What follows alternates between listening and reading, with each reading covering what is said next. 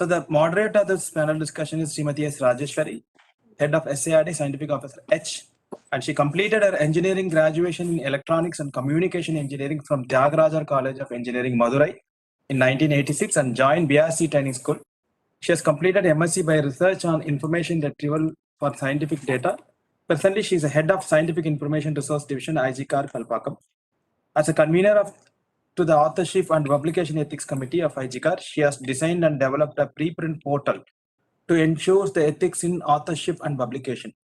As a chairman of Library Resource Recommendation Committee, IGCAR, she has devised methods to optimize the resource subscriptions. She has initialized documenting the living fauna and in collaboration with the Salim Ali Institute of Nature Arts and Ornithology. She has brought out a book on birds of DA Complex, Kalpakkam. As a chief editor of in-house publication, she plays a pivotal role in bringing out the annual report and newsletter of IGCAR. She is president of Kalpakkam chapter of Madras Library Association. That is Prabu. She's a convener of Readit 21. Everyone knows that.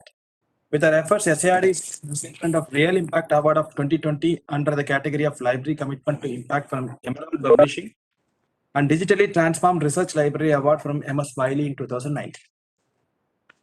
I am proud to introduce the first panelist, Dr. Sandeep Kumar Pathak of IISER Bhopal.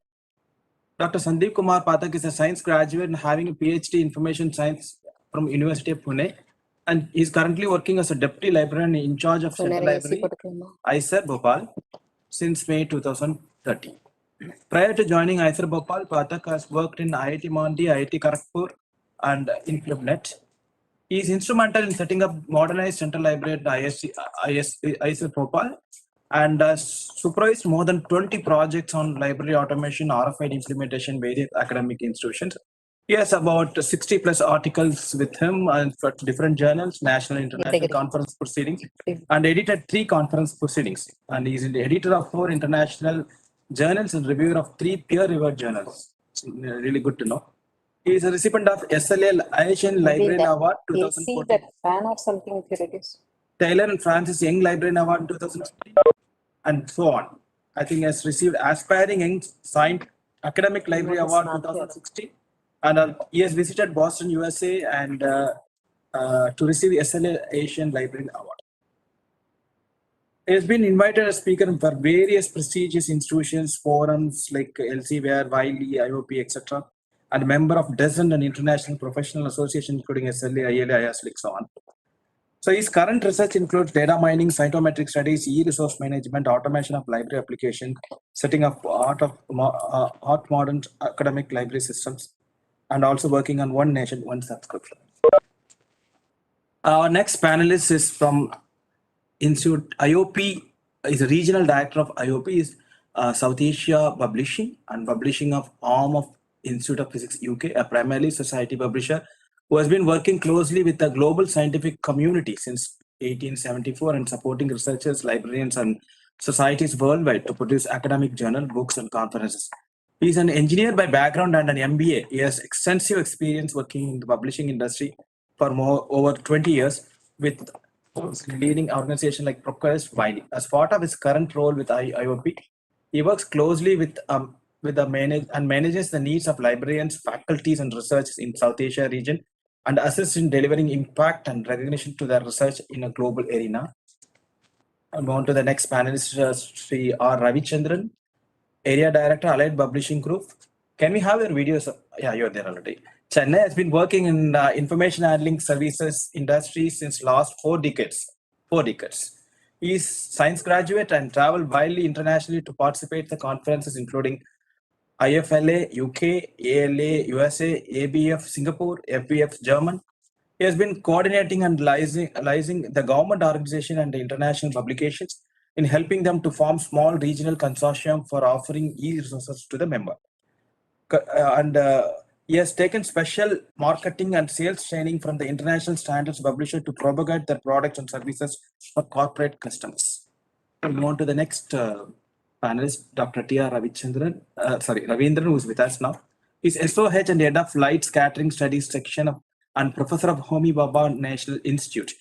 He has MSc Physics from American College, Madurai, India, 1986, and PhD from IIT Madras, 1993. He worked in Indian Institute of Technology, Kharagpur, India and during 93-94 as a research associate and worked as a visiting scientist and later faculty in Raja Ramana Institute, Bangalore. He is a scientist in Indira Gandhi Center for Atomic Research, Kalpakkam since 1996. And during the year 2000-2001, he visited USA as a visiting scientist in the chemistry department, Penn State University.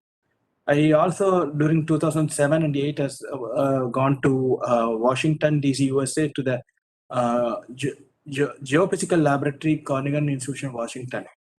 Its current research areas are study of phase transformation in ferroelectrics and electrogetic materials using Raman spectrometry, X-ray diffraction, and computations. He has more than 100 peer-reviewed publications in both international journals, and his H-index in Google Scholar is 29. His awards and recognitions are like he got Scientific and Technical Awards, Excellence Award by Department of Atomic Energy, Government of India during 2011.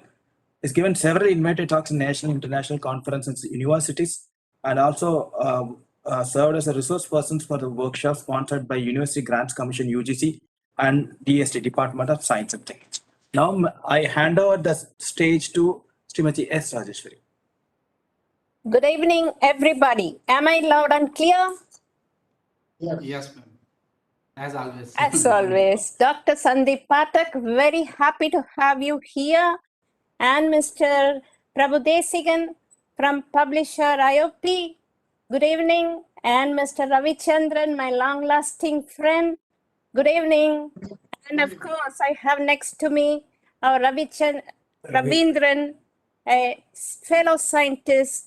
And I believe the trends in publishing and subscription model is highly relevant topic, and most of the talks, lectures yesterday and today were on scholarly communications, bringing out the importance of scholarly communications and the publishing and the subscription models, which is changing day by day. What is happening in the world around? Will let us discuss what is within our scope so that people can ask questions and we can discuss and get to know more. To start with, let me call upon Dr. Sandeep Pathak. I believe you're going to speak on open science communication and roll-off. You slightly made a change in this, I believe. Anything is fine, Pathak. Yes. Stage is yours. Thank you so much, ma'am. Before I move, please confirm, ma'am, if my slide is Yes, visible. it is clear. Okay. So Thank good you, ma'am. also. I'll just try to finish in 10 minutes time. That is IISER. Yeah.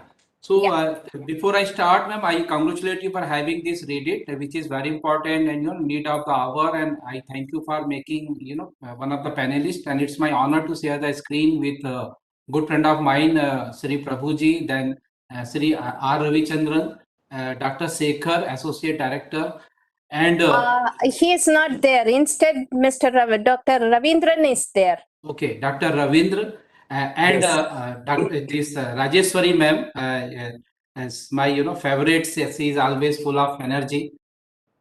Talking Oh, thank you. my favorite topic, that is a one nation, one subscription. So before I move to the open science communication, it's I think need to discuss what is scholarly communication.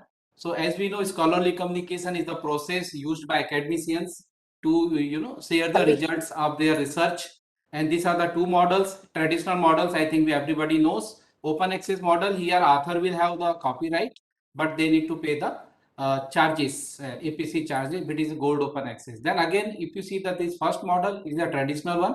Second model is my favorite one, because I was in IUCAR and then I came to know the importance of preprint servers. They are very important. So librarian should not say there is a paucity of budget and all those things, because many important articles they are available on these preprint servers. So as we know, academic publishing, academic publishing is a subfield of publishing, and all the academic work is getting published in books, journals, all those stuff. And how academic publishing works, I think we all know the process of academic publishing can be divided in 3 steps: production, distribution, and consumption. Now coming to the open access, I think all the librarians are aware of this Budapest, open access initiative in 2002.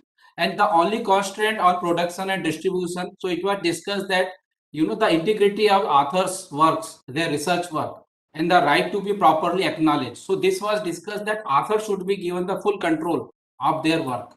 So I think everybody knows that open access in purest form is digital, online, free of charge, accessible to everyone, and now it is become an alternative to the academic publishing. So now why open access matters? Because if you remember earlier days, even now also most of the publisher, they have a right to the articles of their journals.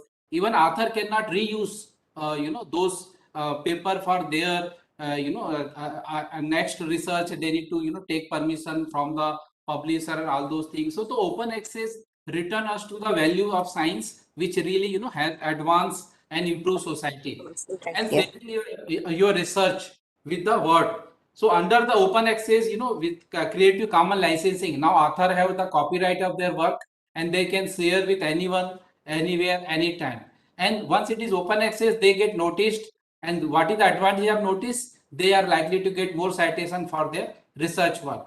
And if their research is visible to everybody, they are likely to attract more collaborators in their area. That is what, even I see the beneficial in my case. So I think this is also one of the advantage with open access model, and then inform the future. So student, funders, policymakers, and readers, they all are the stakeholders in this science. These are the various models: gold open access, green open access, hybrid open access, bronze, platinum. So I'm not going to discuss in detail.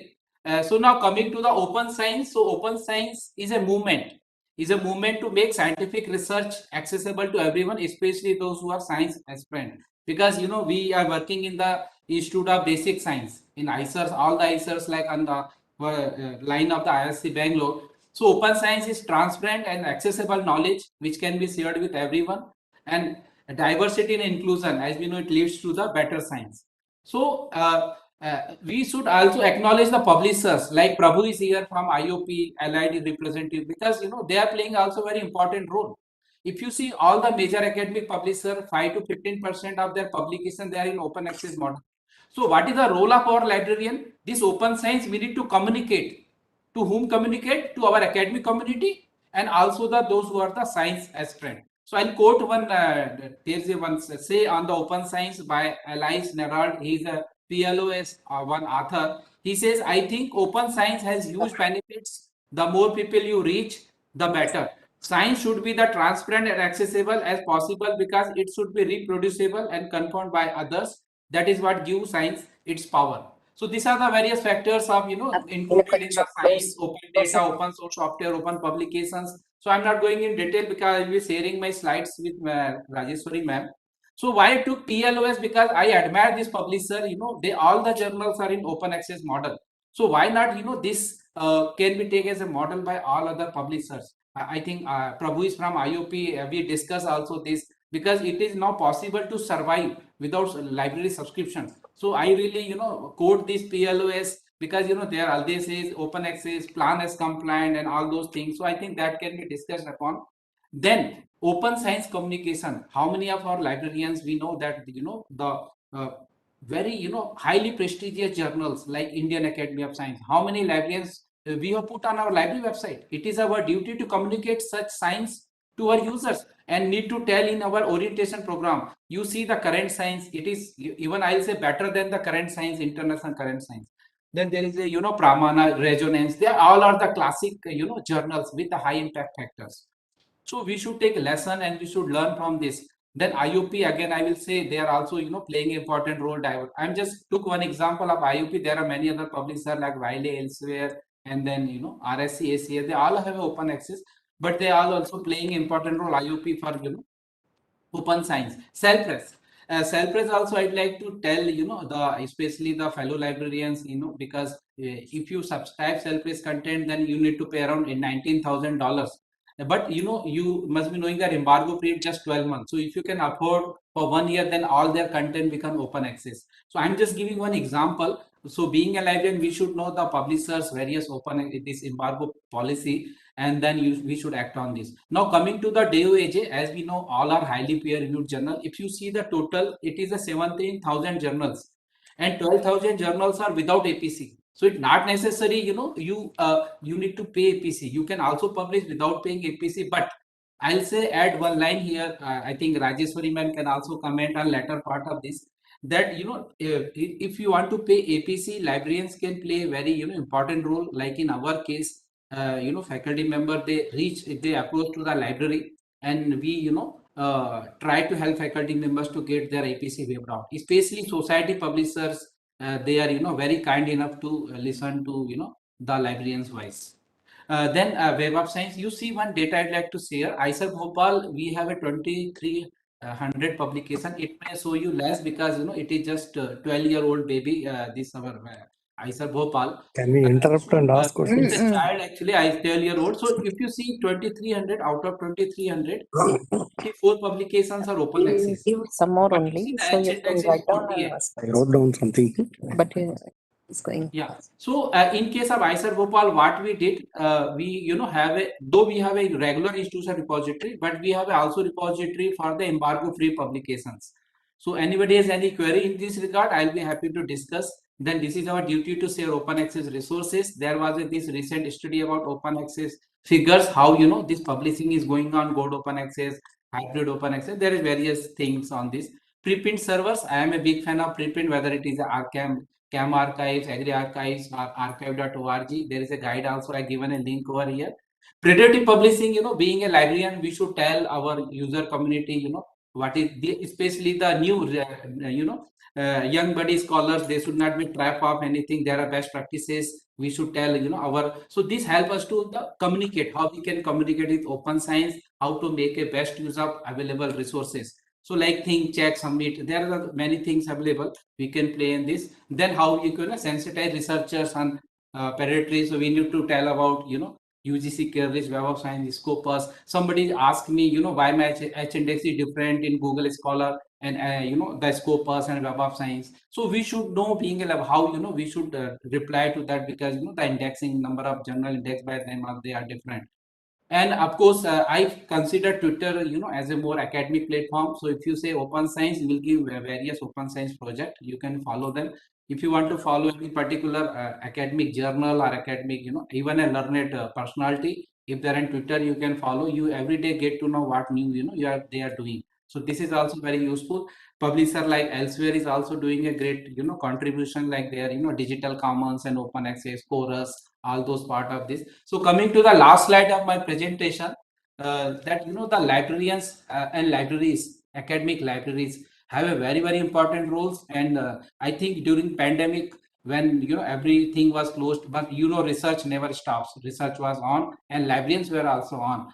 Though the physical space was off, but libraries were open 24/7 by their digital resources, and the peer-reviewed scientific discoveries we made, that available. So that also we need to make sure that how this research is made available to our academic community, and how we can inform our users, updating our library website, whatever research tools are available. That also we need to, because we know faculty members are very busy. They're busy in teaching, research, administrative responsibility. So we need to save the time of the research scholar, so they can produce the quality research. So with these words, once again, I sincerely thank Rajeswari ma'am for giving me this opportunity, this platform to share my views on this. Thank you, ma'am.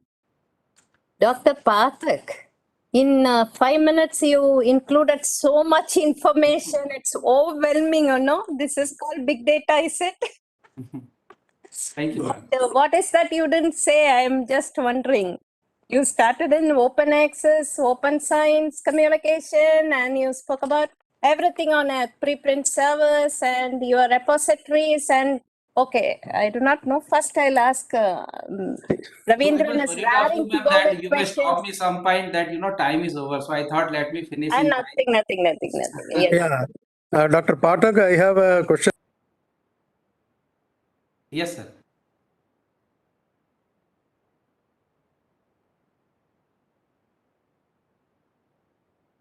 I think Prabu, I think. Hello, sir. Can you repeat? I think there is some audio issue. Yes. Hello. Yes, sir. I can hear. Oh, audio issue. I'm loudly speaking. Yeah. So my question is, does IISER pay publication charges for open access publishing? No, Do you sir. have provision? No, even faculty members are But- not allowed to pay the APC from their CPDA. Oh, Then I mean, what is the point in? I mean, that is where. what he meant was he will do the negotiation with the Okay, publishers to to reduce the to price. publishers. So what I Okay, did, but sir. they are saying for India maybe 50%. So what I mentioned. Yeah, in many of the my, publishers are saying. what I mentioned in my presentation, that since they are not, Please. we know that nowadays there is a trend faculty member wish to publish in the open access, journals, and in case of APC, they send a request to the library to get his APC waiver off. And what I said, in case of society publishers, we have a very high ratio, success ratio, 60 to 80%. But in case of commercial, I heard that. Yeah, but there are few institutions I heard, like IPR, Institute of Plasma Research, Gandhinagar. They have some budget, maybe 5% of the budget they reserved for APC charges. I think RRI or IA Bangalore also they have some. So I think they have started working on this thing, and I think here also there is a lot of discussion that now institute has to think about paying the APC on behalf of the authors. Right. Yes. There are many funders actually, the DST and others. They are now working towards how to pay and how much we should pay, and it depends on how to study that that work is good enough to pay. That is a very fluid area, and it is not so simple. Number one. Number two, our institutions feel we have some update elements and other things, and we should not be given APCs.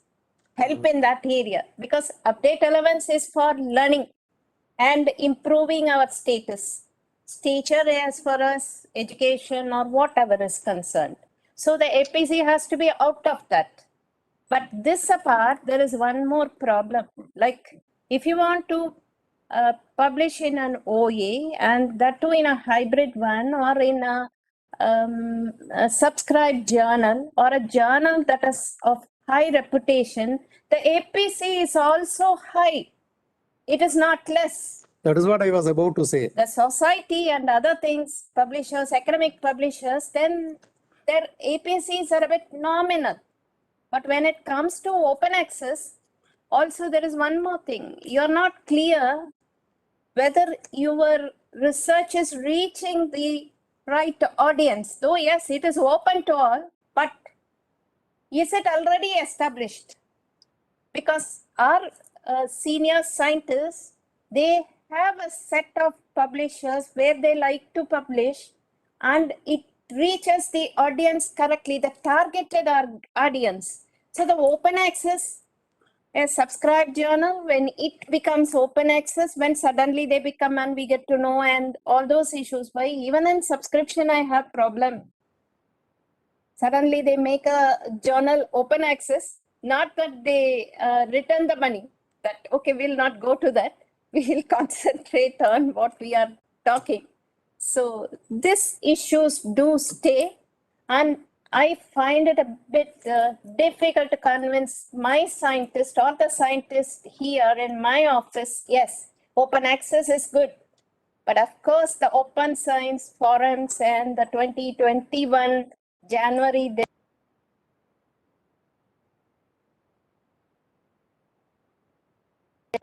committees I have noticed. What is the Indian scenario as far as open science communication is concerned? For instance, initially the draft, it looked like we agreed. Our government liked it. But now with open one nation, one subscription, I don't see the point of this open science communication also being adhered to by the government. Our government speaks about green OA, not the gold OA like the open science communication is proposing. So I have my own idea. I do not know exactly what exactly is the Indian government's view on open science communication. Yeah, he wants to say something. Anybody wants to say? Yeah, this is Dr. Satish Monoli speaking from Actract Kharghar. I have a submission with the due permission of the moderator. Yeah, In please. the morning also, there was a kind of a publisher who was mentioning about the transformative agreement wherein the libraries, whatever the journal they are subscribing, if you have an agreement of the subscription with the condition that whatever the publications or articles are published in your journal, you are not going to charge the APC. If you are putting a kind of a condition or you are signing such an agreement that is called a transformative agreements, then anyone can just publish n number of articles in the journals which are subscribed by that particular unit or newspaper. Yeah, this is good. I don't know whether we have such an agreement. Do we have such agreement with the publishers? No, we have to initiate. Being a librarians, we have to initiate and we have to insist the publishers to sign such kind of agreements. Otherwise, they will not. Otherwise, simply they are just getting the revenue. Why they will sign on such kind of agreement? But this is a kind of initiative already which has been initiated in the Western countries. We have to emphasize on such kind of agreements while just signing the documents. Yeah, Actually, Dr. Manali. Yes, sir. Dr. Satish, what he says, he's rightly said. Recently, the DBT consortium has successfully negotiated with few publishers on the same line, and now I think this is all the consortium coordinator need to take a lead when they negotiate at top. They need to make sure there is a some APC waive off or some gold open access articles kind of things, and we also need to make sure being a librarian, we also need to tell our academic community, for example IOP, Exactly. there will straight away 50% discount on APC. So those things rather than going for the discount, if we insist on such kind of a conditions wherein the libraries are spending crores together for one only against one publisher. No, actually, Dr. Satish, it is not actually has become practical in India and it has not happened yet, baby. And you should understand the publishers take a different stand as far as India is concerned and other nations are concerned. And before we keep, and you told me about the Department of Biotechnology. They generally are a bit different from the other science and technology in that they always publish in a set of journals that is a smaller set, and for that all the time they will publish there. If you take a Department of Atomic Energy like IGCAR or something, we are multiple, I mean, we go to so many journals, we cannot do that same sort of negotiation that way. So now we will complete one turn from everybody before we go to further discussions. Shall we take up Mr. Prabu Desikan for his views on subscription models? Sir, you're not audible yet. No, you are not audible. His topic is evolving ebook purchase models. Oh, sir, you are not audible. Not audible. Prabhu, you are not audible. Prabhu, I am not able to hear you. He has to switch on his mic. You can unmute maybe. Yeah, I think something is. Can you He please has come back? I may have to call.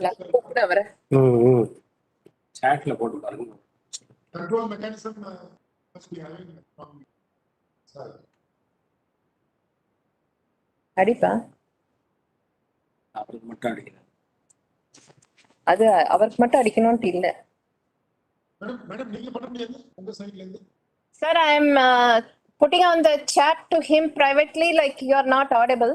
First of all, he should see that chat, no? or Right. we may call the next panelist, and meantime I think he can settle down. Yeah. But he is speaking, Sandeep. He is Now talking. he is not there. He is not there. Prabhu, Yes. I shall log off and come back. He says I will log off and come back. Come back He also. has come back. You can make some action also. Cannot. Yeah, we can say. We can say it's not. Cannot say. One the Oh, come back. Again gone. Yeah, just left the meeting. We'll give him 1 or 2 minutes. Because when a person is trying, online is a bit tricky. Yeah, not easy. So meantime, I'd like to share one update, ma'am, till Prabhuji join. So all in case of IISERs, all directors going to meet, and what they're trying to do is like for one particular publisher, one database, one IISER will pay and all the IISERs will have access. So let's see how this model goes. I think this is also a different kind of, cross sharing basically that model. So Okay. Yeah. That sounds very interesting. We will wait and see, and we'll try to move it here also. Yes. Can you hear me now? Yes, yes. And clear. Now loud, yeah. Oh, my bad. Sorry, I don't know what happened. I think it just No froze. Or problem. maybe, Such things happen in or life. maybe the transformative agreement was too hard for me. So, Yes. good evening, Yes. everybody. And it's pretty impressive, I should say, after 2 days of doing something which is hybrid, which I have not seen any conference. Where some of you are online, some of you offline, and It went I without think, any Madam. glitch, isn't it, Prabhu? Absolutely. That's what I was about to say. I mean, Thank you. I'm more than impressed, and of course, and more impressive is the fact you still have all the energy to kind of push us and take our input. So, so again, thank you, That gives everyone. me energy. The topic has given me more energy. Thank you. And just on a side note, I don't know whether the fact that you put us all in the last session because maybe you were trying to save the best for the last. I don't know, but thinking, considering it is to be that. So what quickly, because I think in the interest of time, and before like I said, I'm very glad that I'm very comfortable in this group because Raviji, I know for a long time. Pathak sir, of course, is a good friend of mine. So, and Ravindran sir, good to see you, although I've not seen you in person. So what I want to take you quickly through is something about ebooks, because I know, as probably most of you know, the big change that happened during the pandemic is the big drive for digital resources, and ebooks came up as top, at least in our side of things, as demand, especially from turnaways where a lot of people, especially students and researchers, were trying to access. So I'm just trying to hopefully share, and hopefully you'll be able to see my screen. Please let me know if you're able to. Are you able to see my screen? Yes. Yes. You can make it full screen. Yeah, he's trying. Is it come full screen? No. Not yet. Now, yes. You are full Okay. screen now. Excellent, thank you. So just a quick introduction. Most of you know me, but Ravindran sir, my name is Prabu. Desikan. I'm actually the regional director of IOP. I'm assuming there are still people who are watching this remotely. So I'm actually responsible for the IOP, which is the Institute of Publishing activities in South Asia. So just 1 or 2 quick slides about what we are, especially for people who may not be very familiar with what we are. We are the publishing arm of the Institute of Physics, which is a society promoting physics since 1870s, based out of UK. We are headquartered in UK, and like I said, I manage the Indian operation. Our content, in terms of what we call dissemination and distribution, happens in different formats. High-quality journals, which IGCAR and most of the DA institutions use for a long time, conference series, ebooks, and of course, we also have award-winning journalism through our Physics World magazine, which I think a lot of libraries continue to be using for a long time. So our book program is kind of a little different from a lot of other publishers you worked with, primarily because it's a very new program. We just started only around in 2014, 2015 timeline. So the good news is, it's highly, advanced in terms of technology. The bad news is we started with zero content. So the good thing was it's any of these things happen. So we had a kind of combination where we could build a product or a service which is born digital, which is a lot of publishers historically, as you know, had a physical book and they digitized it and then created a program. But in our case, we could adapt technologies like, for example, EPUB 3 and all these technologies right from the word go. Okay, and the focus was on, of course, on high quality physics books. And interestingly, I can say this confidently also that we are considered and still the major society as far as publishing physics among the physics society publishers, the IPs and the APS and all that. Okay. As I said, we made sure we incorporate all the latest technologies, whether it was EPUB, whether it was MathJax, all those things that typically anybody interested in. So because we could incorporate something like EPUB 3, we could even incorporate things like multimedia, videos, interactive figures, etc. in our ebook content. Quickly move on. So broadly, we have our books address three quick areas. One is on a graduate textbook program, which is kind of very interesting, on quantum theory, on various areas, which is very popular. We have other division, which is on the professional development. So this is basically like science communication, like what we're talking about, bias in science and communication, very popular book that we released globally, very popular. And also research monographs, more from what your masters and PhDs and other research scholars use. So these are the three areas where all our content of ebooks fall under. Okay. Standard, but I think it's just quickly I'll run through. We kind of wanted to adopt this model very similar to how a library would purchase a physical book, right? Where you wanted all control in terms of how it is we use internally in the library based on your policies, how it has to be accessible all the time. There's perpetual access, meaning you buy it, you own it, like a physical book that you have in the library, right? And importantly, it also supports all the key formats, including Kindle, which I think a lot of publishers still don't do. And again, we made sure, as most of the publishers do, it is also integrated into our journal platform. So there's no differentiation in whether you're accessing a journal article or a chapter of a book.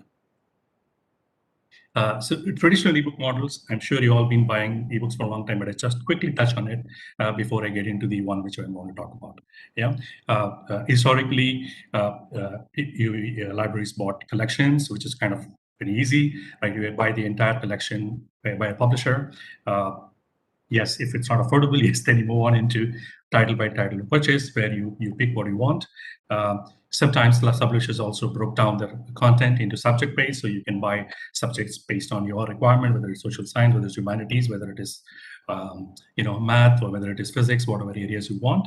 And of course, something that's also becoming quite popular with is the frontlist purchase. So where you kind of pre-order the content that is going to be published the following year, you get a discount, and the library then keep getting content on a regular basis. So these are traditionally, I mean, probably there are more, but these are popular traditional ebook models that pretty much everybody is familiar with, right? So what I quickly wanted to bring in, which is kind of, I think, kind of balances, I would say, in what's happening in the library world, is what is called an evidence-based acquisition model, right? So what is basically I mean, as the name says, as we call EBA. So what does it do? So in the evidence-based acquisition model, the institution or the library pays one-time fee to get access to the complete collection of our books, right? Now, the library users will get unlimited access to the complete collection for a period of 1 year, right? And at the end of 1 year, you will determine, you as library or your faculty, whoever you do as part of your collection development process, determine which books to purchase, okay, based on what we call real usage data. And the fee that you've paid for accessing this content can be used as a purchase price, meaning ultimately you buy with the money you paid and add to your collection whatever the users are looking for, okay? Just to build on it, again, how do you choose a library? Like I said, you get access to choose the books, end of 12-month period. This is equivalent to the value of what you have paid as an upfront fee. And selection, as I said, based on your criteria, whatever your institution's policy is. Okay, a quick run through, very obvious, but I think important. One is the entire collection of books to your users is available for an affordable price, okay? The fee that you pay is just a fraction of the total collection price, meaning, for example, if you have X number of titles, if the price is Y, you'll be paying only a fraction of Y to get access to the complete collection of X, right? It also takes the guesswork out of ebook selection, meaning typically as part of your process, either the faculty or your researcher, scholar, or your student looks at the title, gets a brief description and sends you the information. But here you get access to the complete collection for the entire year before you figure out whether the title is important or not important, right? And again, importantly, which is always great for any purchasing process, is the decision making power is in the hands of the buyer, which is in your case is you or your institutional group. And also another important thing, which is any librarian here would concur, is the fact you are allowed you to budget for a predetermined price, meaning there is a fixed price. It's not like flexible. It's a fixed price you pay, and then you get access to the entire content. So even from budgeting point of view, you know how much you're going to pay for this. Okay, so I don't want to take more time. Can I say something that comes on, first thing on my mind, Prabu, about this evidence-based acquisition? Instead of you telling us, spreading this to the librarians, I believe you should first speak to our finance department, Okay. because if you say for a amount, I get so much, but only for a year, but later on it is only one fixed amount. I don't know whether they will accept it like I have to say, this is the book I bought and I Okay. go on. That was the print copy period. When Okay. it comes to this ebooks, I have to convince them why the package I'm buying with so much difficulty, because at the end of the day, you are telling for that money we paid, we have to adjust based on our users. So we do not even know how many are going to come at the end of the year. No. Okay. Don't Okay. take it as a criticizing point. No. Just It's I'm fine. just It's a fair bringing out point. because, It's a fair point. No, it's a fair I point. think the assumption is that the number of users, number of books required will be more than what you pay upfront. not Absolutely. like that. Okay. Yeah, so that you will be required to pay either whatever you paid upfront or more than that. After you pay only, you are going to get the total lot. That is what I'm for saying, using upfront. also. Yeah. Upfront. So in advance you pay an amount, and at the end of the year, depending on how many books people have accessed and shown interest, you may have to, we may want to buy. Dr. Okay. Mandali and Pathak, are you listening to what he said? Okay.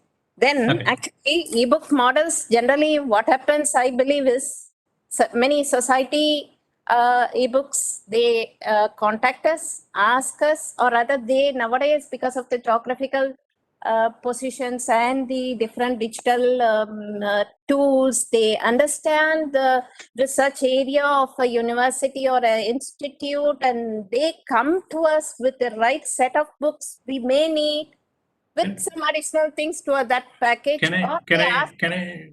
Sure, madam. So just to interested and make a package based on our feedback and ask us to buy. Okay, can I just clarify this? I think it's a good point, and I just want to make sure that And there's one more clarity. thing is nowadays the concept of clear the shelf by one of the publishers. The concept was good. Already the books bought by us. It's for a very, very less price. He will make it e-books digital.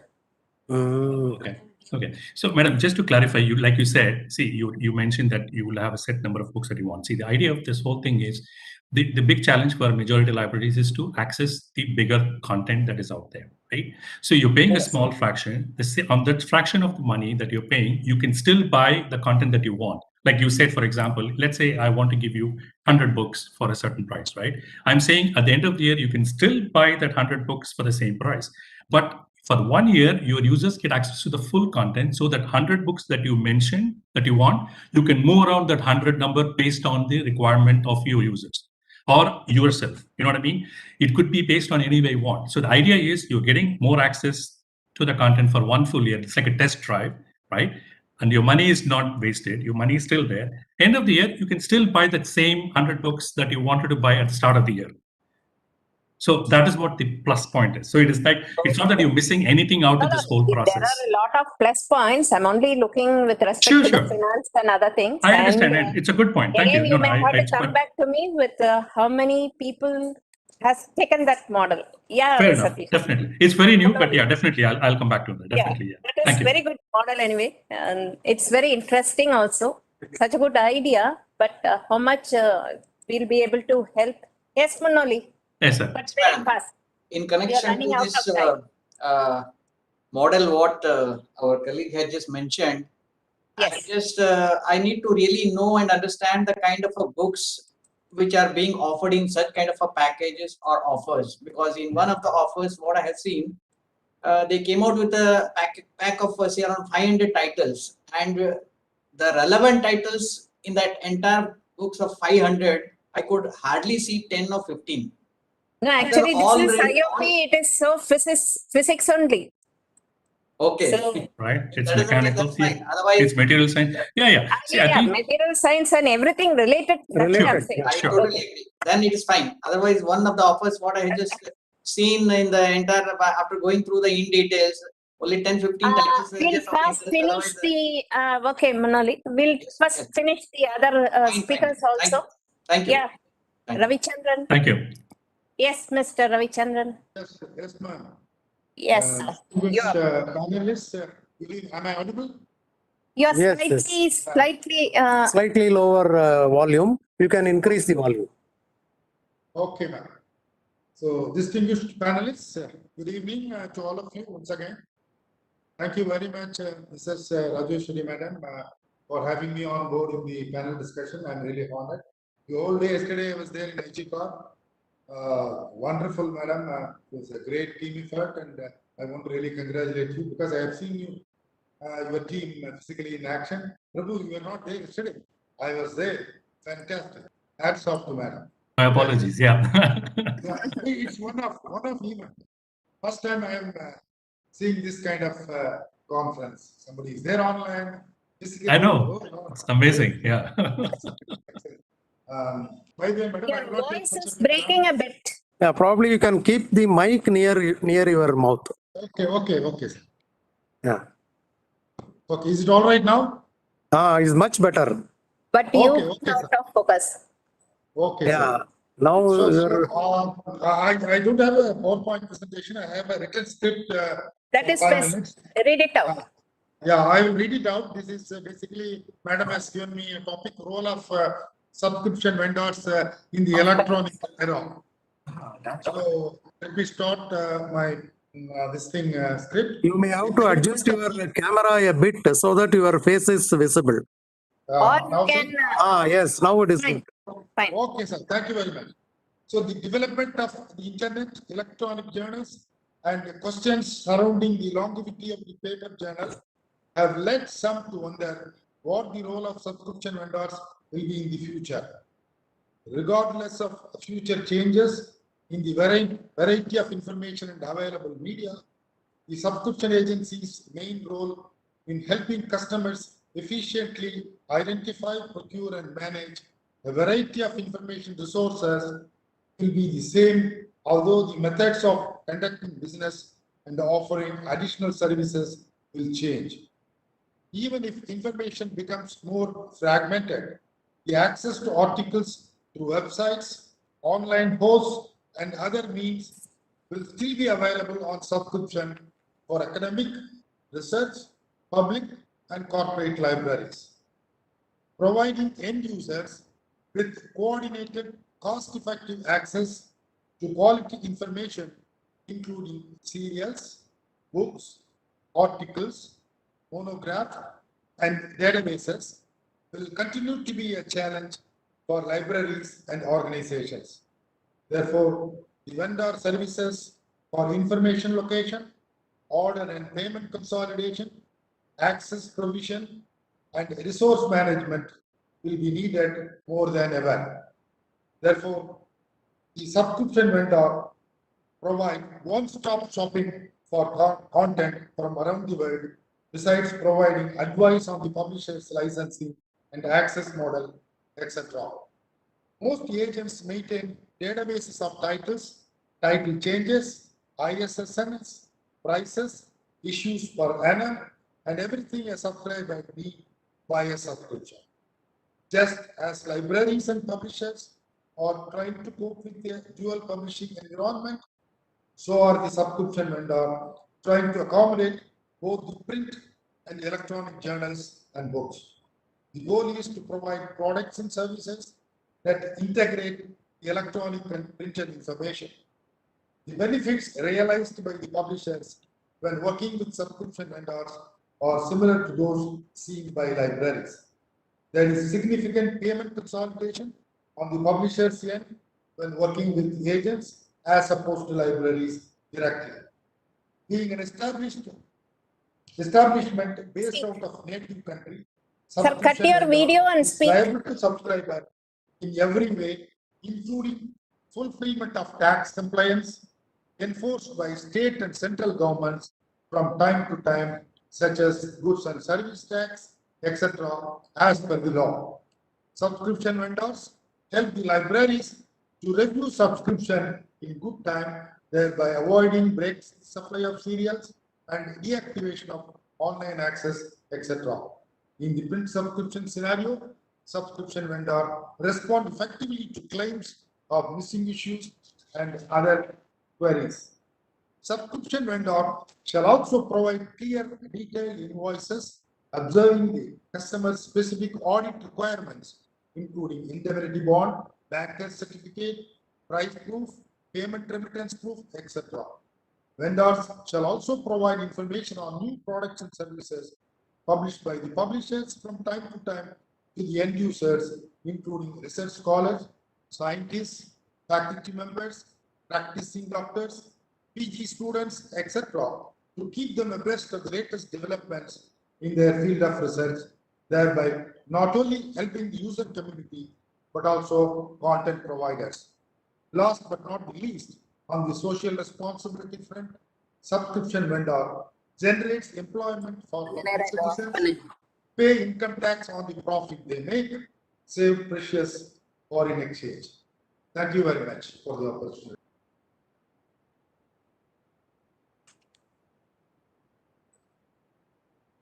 Explained your role. In fact, you're the most reliable person I contact for any advice in this area, and I know Pathak agrees with me. Yes, Pathak? And I'm not going to allow any questions, or I'm not going to give the feedback immediately because two more people are there to give our views. So first we will speak. Yes, so first I'll ask, call upon Dr. Ravindran to give his views, and then I'll also speak, then we will continue our discussion with the permission of others in the panel. Yeah. So actually, as you might have seen in the program, Dr. Chandrasekhar was to participate in this panel discussion, and the topic he had given was scientific publishing, Indian context. I think it's a good topic, and since I also have been concerned with publishing for so many years, probably I can speak a few things on this. Scientific publishing, of course, has come a long way from the early days of my research career. In fact, it started more than 30 years ago when we used to print our paper and manuscript and send it by airmail to the publisher's office, sometimes abroad, and that was called snail mail, airmail. So my first research paper from IGCAR was again from a journal High Pressure Research, which took all of 1 year from the time of posting it to seeing it in print. And of course, later came submission by email. And nowadays, of course, web submission is the norm. Coming to open access publishing, we have, of course, discussed a lot on this. This requires article publication charges to be paid by the authors. For a country like India, it will be difficult or sometimes questionable to allot money towards this. So that is anyway. So it's a good thing as has been mentioned. Visibility increases, and so you may get better citations for your work and collaborations. All those plus points are there to open access publishing. But still, we have to see whether we can afford or whether it is right on our part to, of course, we spend a lot of money for especially like DAE and other such organizations, national laboratories. We spend a lot of money for towards research. But that way, it's a small fraction it will be to for this open access charges, public APC. But still, there are no provisions, at least in our office.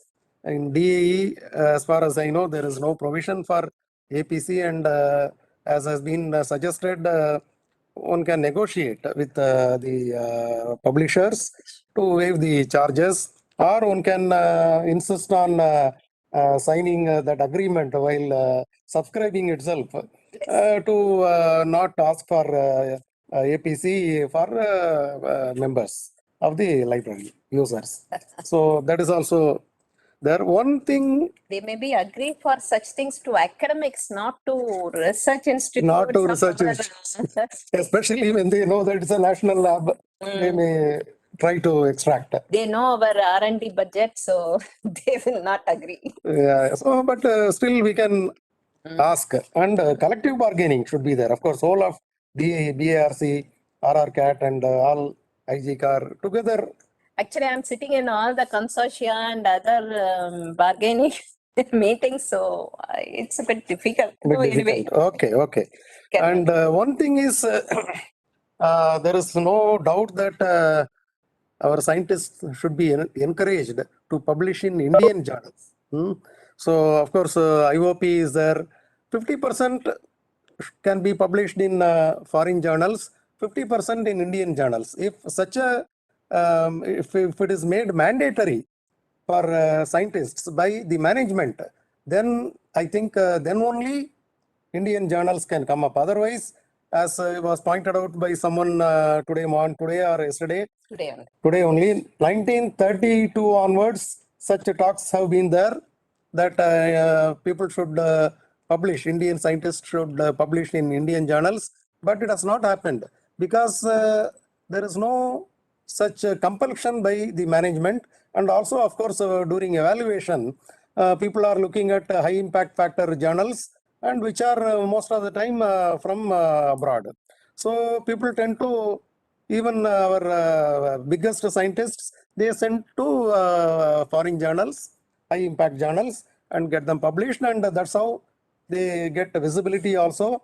But that is all fine. But if it is made mandatory that 50% you send one paper to foreign journal, next paper should be to an Indian journal, society journal, Indian Academy of Sciences journal, or any such Indian journal. Even private Indian good scientific societies can start journals, and so it has to be in Indian journals. If such a rule is made by the management, then only this can be achieved, and I feel that kind of recommendation can be made by you. Some such a recommendation is already there by the Science, Technology and Innovative Plan Draft 5 of Government of India. They want to promote the Indian journals. So, I mean, they have indicated all that, and work is going on in the background, but it cannot happen overnight. It has to be done in steps, and it will happen, I believe. But it cannot take another 50 years. No, not 50 years. It has taken 90 years already. No. Since the talk started, or even before, people might have, of course. So this should come from chairman level at DAE. Government of India. Yeah, MHRD, PM level. Principal advisor to PM, Dr. K. Vijayaraghavan is behind all this. Yeah. In addition to the set of advisors and the draft 5, whoever has made it. Yeah. Yes. Yeah, so that's all I wanted to say. So anyway, we can discuss these things and other things. Yeah, and actually, I am getting indication from the other committee members. I am taking more time, but so we'll not complete yet. We'll take our own time, but still. Let me finish my part also. Actually, I had called upon Dr. Kumar from SIRD BRC to deliver this small piece of talk on One Nation, One Subscription, since he attended the meeting conducted by Honorable Principal Advisor to PM Dr. K. Vijayaraghavan in August 2021, since he had to catch a flight and there is some time mismatch. So I'm doing it myself. So bear with me if there are some mistakes here and there, but this is already a published fact, and it is known the talks are going on from 2020 onwards. So nothing can go wrong, I believe. Suddenly I've taken up the topic. So let me go first. Science Technology Innovation Plan, Draft 5 of Government of India that was released in 2020 spoke up about very innovative and important policies to promote scientific research in India. The foremost of that is One Nation, One Subscription. We all know about the subscription difficulties. Only the premier institute and higher education institutes have access to all the necessary journal scientific research, but the others are not able to get it. Indian government is trying to achieve universal access to scholarly and research articles to every citizen of India. This is very, very ambitious process, and people have started working on it. They are conducting meetings with representatives from every department, every academic research institutes, and there is an advisory body. They are discussing, and now they've come out with a figure 1,500 crores to subscribe all the journals. They've arrived at this figure by counting the money spent by the different higher education institutes and research institutes of Government of India, what they are spending.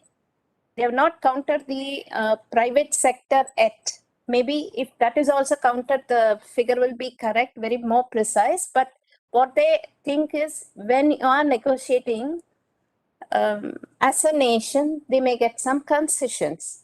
And this may happen a reality at the near future, because step by step, they're thinking of what all may be necessary, how to go ahead, how to get the science and research to the common man, person by person. Is it through public libraries? Is it going to be through academic libraries? Whatever they are thinking, and thinking of centralized repository where the knowledge assets of each institute will be harvested and placed, certain on experimental basis, the DST, DBT and CSIR labs, they have set up open green access repositories, but still some more push and encouragement is necessary, because it is not so simple for a copyrighted embargo, a person who has signed the copyright to deposit his postprint onto a green access just like that voluntarily. He wants more. The government has to tell him, yes, I will speak to the publisher and then get back to you. That sort of situation has to arrive. Now people are finding out, the advisory board is getting at the ideas, what are all there for them to do. When this open science forum is a communication forum is talking about only gold access, and it is not advising, it is not supporting gold access, green access. We are going for green OA and One Nation, One Subscription. So what is the Indian government's policy towards open science communication has to be brought out clearly, so that we can speak in our department and make the people understand what exactly we ought to do. Go for open access or not go for open access. And one more problem is there. If every nation, this One Nation, One Subscription is not new to the world. Already Uruguay, Egypt, Germany are following that. But supposing we do that, we speak to many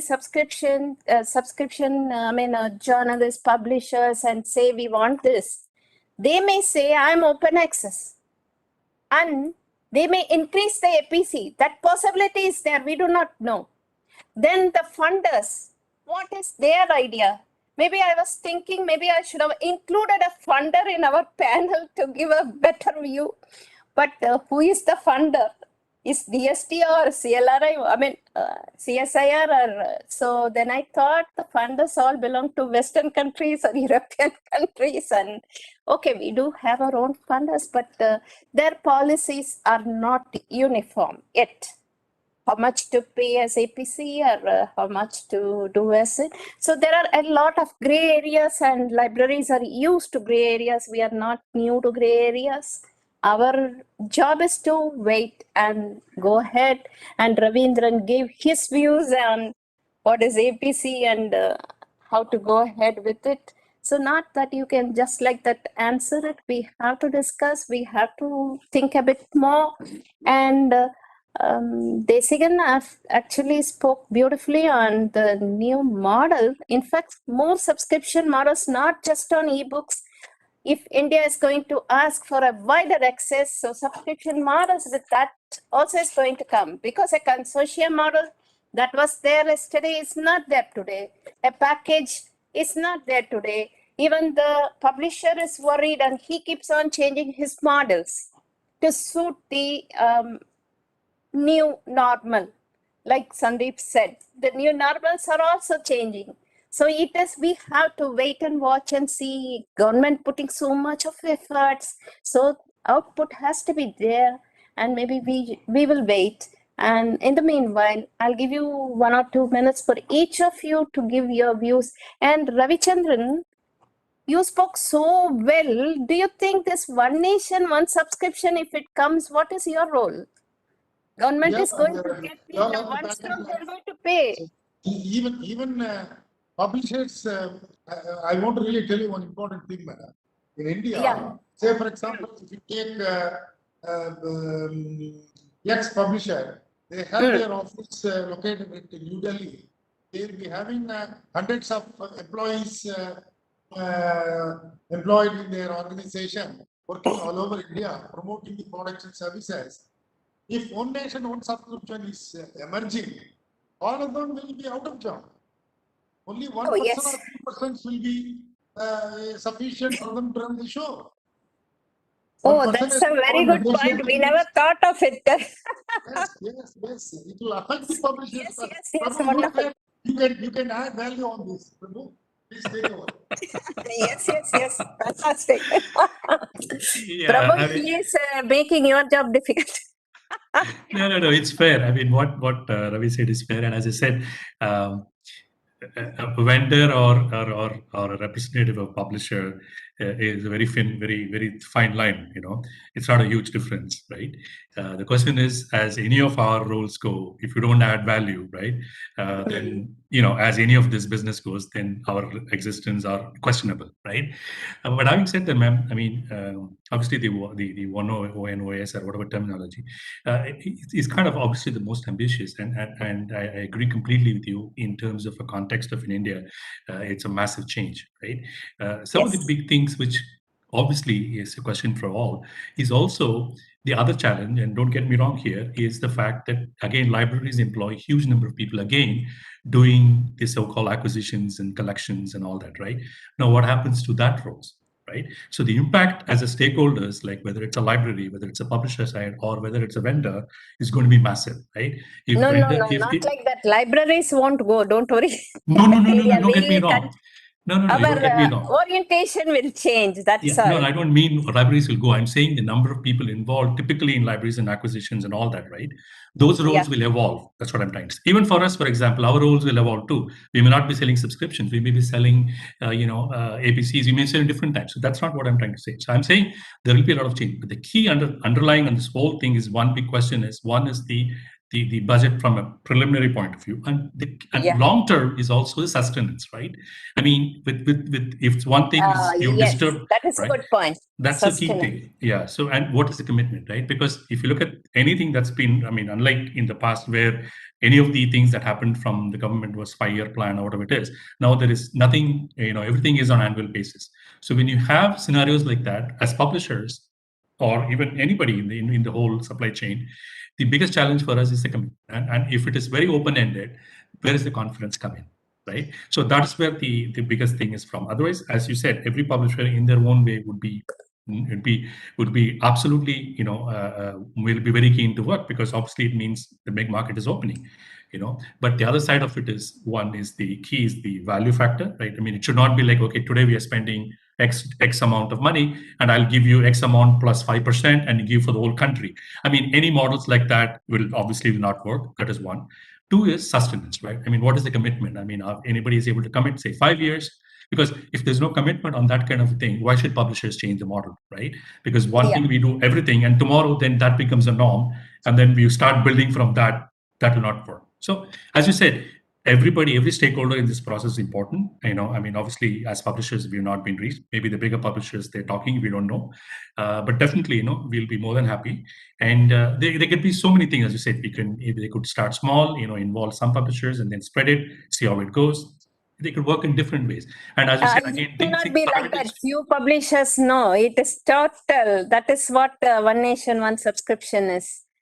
I mean, that is ultimate, right? That is ultimate. Because see, the question is, where will you learn, right? What is a good number, you tell me? If you tell me today, what is a good number to pay for a publisher would accept it? Nobody knows, right? So that is a big challenge. So that's why I'm saying. So typically, the easier. We'll go to the next person. Yeah, Ravi, anything you want to say? Just one point, madam. I wanted to ask. ESS consortium was floated with much fanfare. So when they initiated the consortium, I'm not sure how many publishers were there originally. Now it has come down to, I think, 30% or 40%. Probably maybe really very small. Very small. Very small. All the publishers have gone out of the ESS consortium now. It is not a centralized payment. Individual university. That is the problem. It's not going to be easy for them to manage the One Nation, One Subscription. Especially the budgeting point of view. That's all. I mean, as I said, we didn't want to leave. So anyway. No, whatever be the issues, but if it is going to come, the benefits are going to be just tremendous. Impact on the scientific research community would be huge. Okay, Pathak, your views. Pathak. Yeah, yes. So concluding, I would like to say here that all the stakeholders need to play very crucial role in open science communication. As I acknowledge publishers' efforts, but same time there is a responsibility of the librarians also. The second point I would like to say, you say like people are going, merging, disappearing. I'll say even publishers are disappearing. The big publishers, they are buying the small society publishers. So that is also need worry for us. There should not be monopoly of certain publishers. Yes. So if you see the ONOS, One Nation, One Subscription, what is the big problem? You see there are more than 5,000 academic publishers. But there are big 4 publishers like Springer, Wiley, elsewhere, Taylor Francis. So this will likely to eat the 50 to 80% budget of this thing. And already there is a financial crunch. So that is what I heard, this project is getting delayed. Smallest, 80, 90, only 10% all others if you see our units. Yes.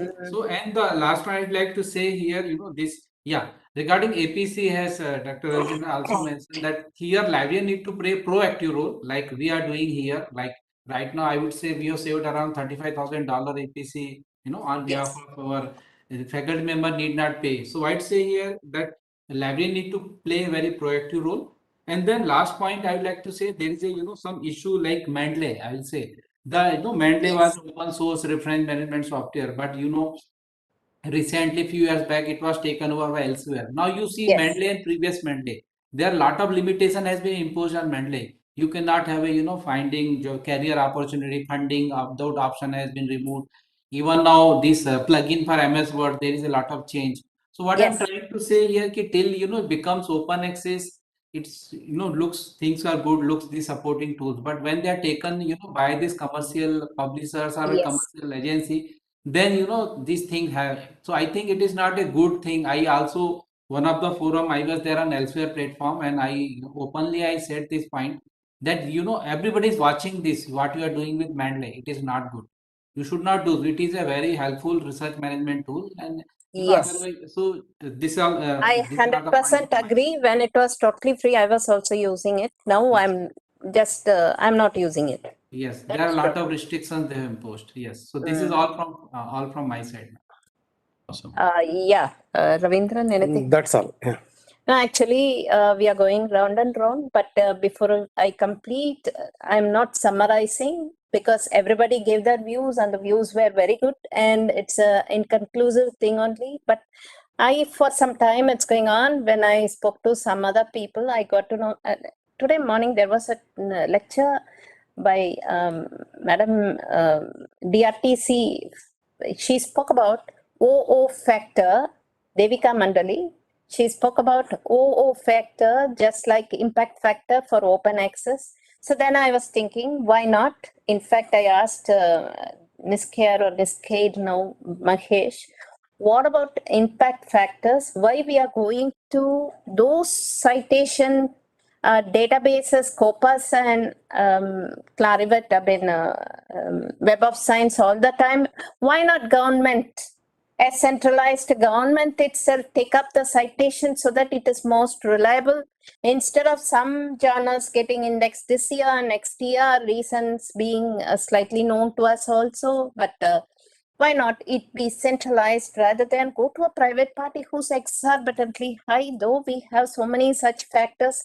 So there are many open questions. Many things that are being controlled by bigger publishers or smaller publishers in a different way. And we have to toe the line, and it is only if governments, nations, not one nation, but nations together take decisions. But they did take the European countries together, the open science idea, but we've come to another idea. So it has to be a total revolution, maybe have to happen. Yes, Pathak, you want to say something? Yes, ma'am. Coming to your point only, I would like to add something, one line. Yeah, sure. If we are talking about this Atmanirbhar Bharat, so as you rightly mentioned, there are, like, you see, all the institutions are buying Grammarly. Yes. A lot of money is going to, in Yes. foreign currency. If you talk about anti-plagiarism software, most of them buying, they are Turnitin or other. These are the, like, very common Yes, tools. yes. So why cannot, Indian government, as you mentioned, can be given a responsibility to prime institutions to develop such software, so that much money which is going abroad can be, this public money can be saved and can be utilized for other purpose. So I think there also one need to see why can't we can do such, we can develop such softwares, and every institute, they can give us some responsibilities, and I think that way we can also now need to No, think and add actually, something. yesterday, director in FlipNet was here and he said we got a software for plagiarism, but having a tool is not enough. It has to be accepted by the major journal so that we can use it and submit it to those journals, because that is the final expectation. So, like you said, the government has to work on it, and we have to give the inputs as the responsible citizens. Maybe this panel discussion is heard by the right people. And yes, Ravi, you can conclude. Yeah, I have a point, madam. Vaccine. See, World Health Organization, only recognized now. So if you go on, hitting the well, definitely one day we will be successful. IITs are there, NITs are there, so they can develop Let us sophisticated. continue hitting the bell. And for now, we'll close. Otherwise, my organizers will close us totally without our knowledge. No problem. Thank you, everybody. I enjoyed the Thank you very panel. much. Thank you. Thanks to you all. Namaskar. Yes, I wanted to show all the panelists that. I will send, yesterday he came, but I will send something else to all of you. Thank you so much for joining me. Thank you. Thank My you pleasure. so much. Thank you, ma'am. We consider, we close the session with this. Thank you, everybody. Thank you. Thank you, man. It was an honor to join. Thank you. Yeah, it's my pleasure. Yeah, Yeah. Thank Manoli, you. thanks so much for joining us. Thank you. Thank you. Thank you.